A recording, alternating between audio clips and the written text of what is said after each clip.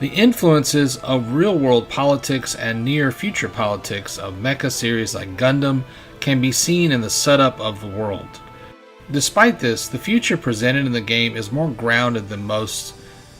There are few science fiction elements presented at all, and the game's story sits more comfortably in the genre of speculative fiction.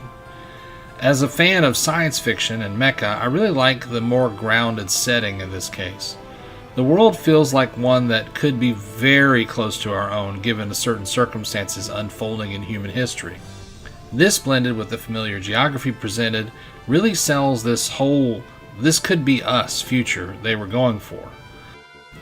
But one of the game's most unique elements is how much of this information is presented to the player.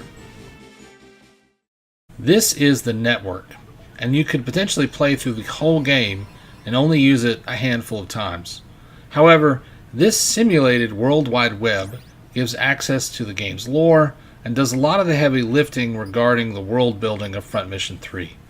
Characters get emails and can respond to them for individual bits of story. Secret codes can unlock information, equipment, and more.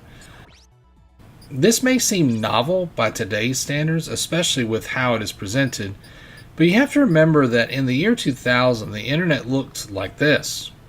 Also, graphical interfaces were just being developed, and many of them were tree-based, like Jurassic Park's famous Unix system. That was a real graphical interface in 1993, so if you were going to imagine and be a futurist of what the internet was going to look like in 100 years based on what was cutting edge at the time, I feel like this is a pretty stellar guess in a lot of ways.